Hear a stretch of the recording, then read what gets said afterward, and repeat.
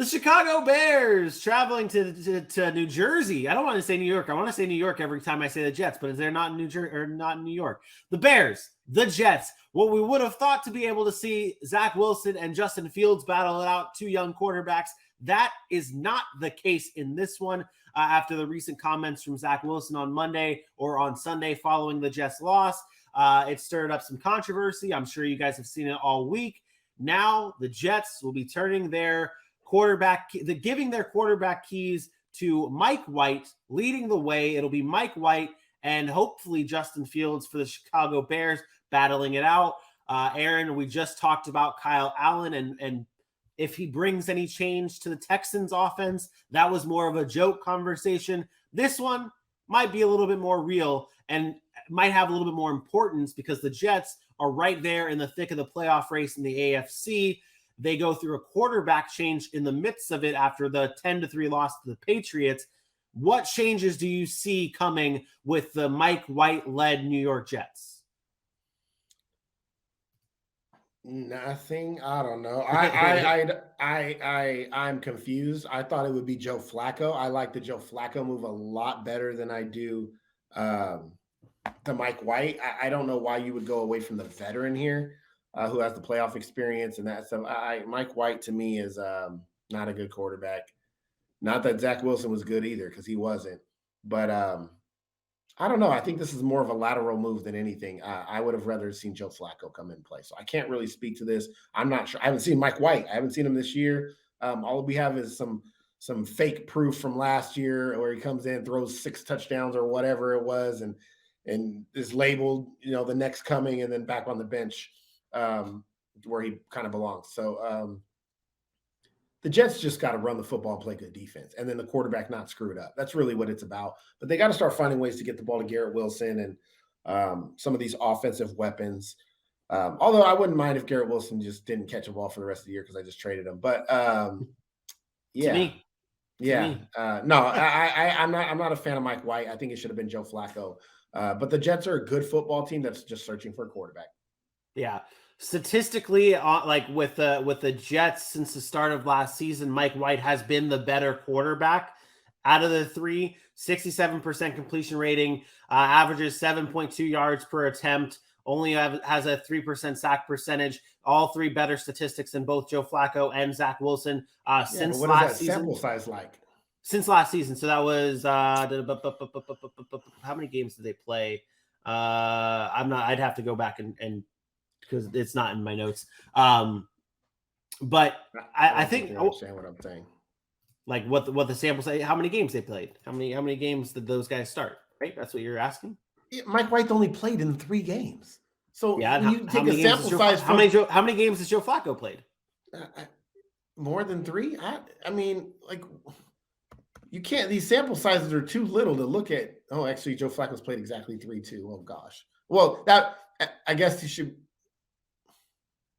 Joe Flacco's played in 3 this year. No, I get that, and this is why I preface with what I said with, in a Jets uniform, Mike White has been the better quarterback in the Robert Saleh era. He's been the better quarterback. Yeah, but Joe Flacco has played in 7 games in the Jets uniform. Mike White's played in 3.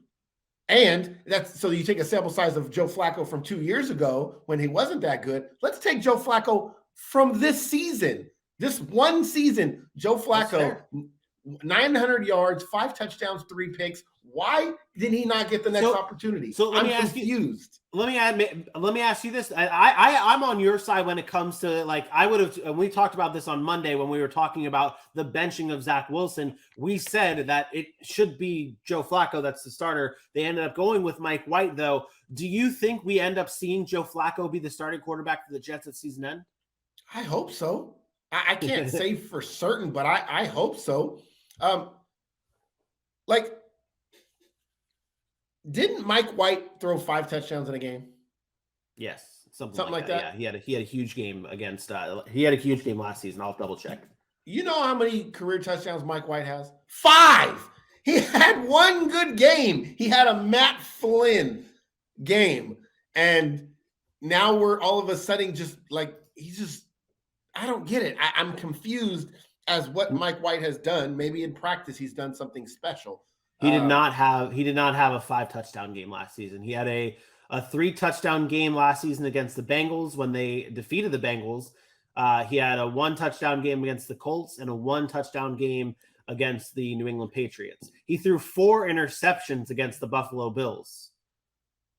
So I'm confused then. I'm really confused. So because he beat the Bengals in week 7 of last year, where he threw 3 touchdowns and 2 picks, and he threw for 400 yards. That's what it was. In that game, he threw for 405. He wasn't good. Yeah. He wasn't good last year. Well, to me, when you look, and we got to move on from this game. This is way too long talking about the Jets quarterback situation here. But when you look at it, in my opinion, the Jets are right there on the cusp of being a playoff team, and you need the quarterback that's going to give you the least amount of risk, in my opinion. That's what it comes down to. And I think that's what Joe Flacco brings. He brings that security, that guy that, okay, and you can trust him to be able to get the ball to your receivers when you need it to Garrett Wilson, and then be able just to hand it off when you're running the ball. Like, just a simple type of offense. And you don't want Mike White in there to turn the ball over and be that 4 turnover type of guy when it comes down to it, because the Jets, they don't have a cakewalk of a schedule when it comes to playing secondaries the rest of the year. They face some of the best secondaries in the NFL in their next coming games in terms of, let me just take a look here. In their next games through the rest of the season, they've got the Bears, the Vikings, the Bills. The Lions have been turning the ball over a lot. They have the Seahawks that have been doing well against the forcing turnovers. The Dolphins, like, these are secondaries that are going to be forcing turnovers, and you don't want a quarterback in there that can turn the ball over. And that is what Mike White has been. We've seen him do with his 4. We've talked a lot about this. This is unbelievable. I can't believe what we're doing right now. We're never going to finish this show. Mike White should not be starting for the New York Jets. It should be Joe Flacco. I think we're on board there. I don't know why this decision happened, but maybe he's doing something in practice. Either way, who are the Jets playing? The Jets are playing the Bears. Yes, and I want something from you, and we'll see if this gets clipped. Justin Fields in this game, battling a left shoulder injury, was talked about a lot at the end of the game on Sunday about this shoulder injury being very concerning. It turns out he might play. He's on the verge. Aaron, give me your fantasy take for Justin Fields this week as the game time decision looms for him playing or not. You said it was a left shoulder? Left shoulder. He's right-handed, right? That is correct. Shoulder's not a leg, right? So he can run? That is accurate. Oh, yeah. Put Justin Fields in your lineup. That's it. There's no analysis here. If Justin Fields is on the field, he's playing. Left shoulder, he can throw the ball with his right shoulder. And he's got legs. They're fine, so let him run. Justin Fields is an elite fantasy option. You're starting Justin Fields every week, no matter what. Matter of fact, I'm trying to trade him, so if you want him, come get him. If not, you're lost. This guy. It's unbelievable. I mean, it's very simple. Justin Fields is an elite fantasy option. So he's your it's confidence. You have all confidence. It's his left shoulder, which means, guess what? As long as he can throw the football and run the football, I'm taking it. I said the same thing about Josh Allen when people were worried about Josh Allen and his arm. Yeah, are there going to be some things that he might spike one in the dirt? He might not throw the ball. He might throw an interception. Sure. So what? So what? He's an elite fantasy option. You don't have time to overthink it right now. It is what it is right now. You go with your guys, go with your studs. Don't be Vinny. This is fantasy football. Don't be Vinny. Don't make a decision solely based on because they play the 6th ranked rush defense. Nobody gives a shit about what your schedule looks like. If you're a dude, you are a dude. You put him in your lineup. You don't trade Ken Walker because he has a tough playoff schedule. Ken Walker should be on your roster right now. But I got A.J. Brown out of it, and I got Josh Allen. Do you want to talk about the other guys you traded? I mean, I'd rather not. I felt good about that trade. I feel good about that trade. I'm not, and I, unlike you, have to be honest with myself because you talk about Justin Fields. He doesn't have a great playoff schedule. Okay, he does not have a great playoff schedule, and you don't know for certain that is going to be able to. He's going to be able to hold up during your fantasy championships. You are not as scared as I am. Funny. It's funny you say that because you probably were the same person who like, oh, Justin Fields against New England on a Monday night. Tough matchup. Was he good? Dropped 20-plus fantasy points. Oh, Dallas Cowboys, one of the best defenses in the league. What did he do to them? 20-plus fantasy points. I was a year early on Justin Fields. Last year, I don't know if you remember this, I drafted Ryan Tannehill and Justin Fields as my quarterbacks last year, and it failed. It failed. He hurt me. Not the point. He hurt me. The point here is the matchups. He's done it to New England. He's done it to Dallas. There is no better defense in the Dallas Cowboys in football right now. There's no better defense. And he dropped how many fantasy points on them? That's the point. And they got blown out. Fantasy football is not real football. You can have a great defense and still give up fantasy points. That's the difference. We'll see how it goes. We'll see how the season ends. Okay, we'll see it because you and I are set to clash in the championship at this rate. No, first of all, you know it's not about your team. Your team's good. Your team is good. Oh, I know that's not the point. The point is the fantasy advice that we give on this show, especially as we transition to a fantasy-heavy show. Because what we are now, we are the fantasy, the new fantasy. If we are going to give advice, we need to help people win their championships. Yeah. We have to stop overthinking fantasy football. The lines get very blurry between fantasy and real football. People will tell you the Dallas Cowboys can't stop the run. They're number 3 against the rush defense in rushing fantasy football, giving up points to the running back.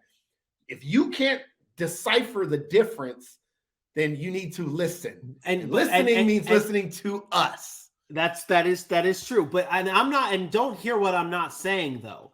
I'm not saying because of Justin Fields' tough matchup, I'm trying to put someone lesser than Justin Fields in my lineup. I would like if I were to choose, I would consider Justin Herbert over Justin Fields at the end of the season because the matchups. Because of him, because the Chargers getting healthier and the matchups that Justin Herbert has. I'm not talking about going out and getting a Russell Wilson because his playoff schedule is better than Justin Fields. That's not where I'm at here. No, I didn't say that. I'm not saying trade Justin Fields for peanuts because his schedule is bad. But I'm saying you do have to be concerned with playoff matchups when it comes to winning and losing your championship. That's the difference. I think that's where we differ. Justin Herbert is not even in the same stratosphere as Justin Fields. That drop-off is that the potential, the facts, what he's done, it's not even in the same stratosphere. You're talking about quarterback 5 to quarterback 12 on the course of a season. There's no way that you're taking Justin Herbert because he has great playoff matchups over Justin Fields because he has bad ones. I'm sorry. It's not happening. Not happening. Week 15 against the Eagles. Week 16 against the Bills. I don't know. Oh my gosh. What does that mean? What does that mean? Jared Goff just was going off against the Bills. What does that actually mean? In the NFL, let's talk about this. The Eagles are number 1 against the quarterback in terms of fantasy football this year. They're number 1. That's tough. Out the gate. Let me ask you this question. The Bills, how many quarterbacks have they played that look like Justin Fields? That do what Justin Fields does. I would have to go through their schedule. I don't know what quarterbacks they've played. I don't know what quarterbacks they've played. They haven't. They played. Do you know who they played? They played Cooper freaking Rush, Taylor Heineke, Kirk Cousins, Kenny Pickett, Davis Mills. That's my point. But that could be my point back to you. We have not seen whether or not this could happen. And if you want to, you have the numbers right in front of you. Whether it's a great quarter, whether they've played great quarterbacks or not, the numbers are right in front of you that they've played well against the quarterback position. And then that's my point. There has to be context. Let's talk about the run. Let's talk about the run because that's what Justin Fields can do as well. The Eagles are 18th against the run. You know, let me tell you this. You know what the one running quarterback that played against Philly did? It was Kyler Murray, and it was back in week 1. And he threw, I can't even read. 28 of 42, 250 yards, touchdown and a pick. He only had 4 carries that game for 42 yards. Scored 18 fantasy points. And that's Kyler Murray on 4 carries. The only quarterback that they played, he was quarterback 12 that week. That's the only rushing quarterback they played. He was QB1. That's not good. That's not good though. QB 12 is not that good though.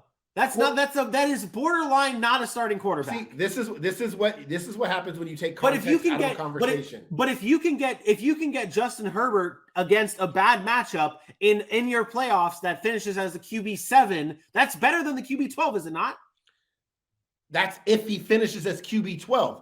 You show me a game where Justin Fields has had 4 carries and averaging 10 yards a carry. But you show me a game that Justin Fields has done the passing that Justin Herbert has done.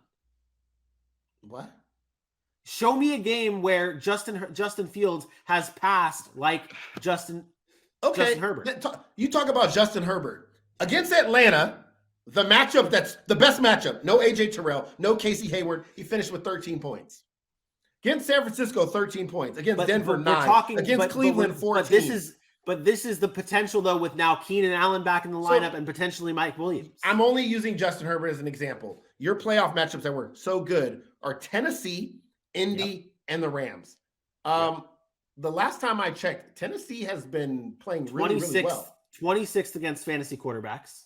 That's fine. A lot of those games, again, let's put context into it. Weren't they not early in the season? Because they were. You're right.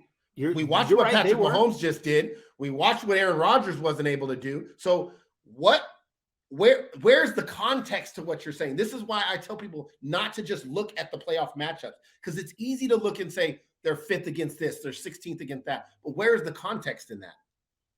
Justin Herbert hasn't been good this year. And those easy matchups are based on things that have already happened. In fantasy, what do I always tell you? Stop. You don't get the points that have already happened. You have to look ahead. That's all I'm saying. So, and that's what I'm saying. I'm looking ahead and seeing that the potential for better days in fantasy are there with the better playoff matches. I will be willing to bet you this, that if Justin Fields and Justin Herbert are healthy in these games, that in weeks 15, 16, 17, that it's not even close. That Justin Fields is here and Justin Herbert's here. I'm talking quarterback top 5 to bottom 12 to 15. We'll place that bet. We'll place that bet. We'll do that. We'll do that. I'm not even close. We'll figure out the parameters of this bet and get into that. When you start looking up your fantasy numbers, go look at the top quarterbacks in this league. And if you're out, and the quarterbacks who run the football will always be at the top. Always. That I don't disagree with. That I don't disagree with. But we had a game. Herbert doesn't run. We had a game that we were talking about. The New York Jets and the Chicago Bears is what we were originally talking about. The Jets are favorites in this one, 4.5 points. Over under is just 39.5. Who do you have winning this one? Who are we picking? Jets, Bears. Should I restart this entire thing? No. I'll take the Jets in this one. They're at home. Oof. 23-21. 19-17 Jets at home. I think they get the win. I think it's another close one for the Bears, but they are unable to finish it. And Mike White continues to get dubs for the New York Jets.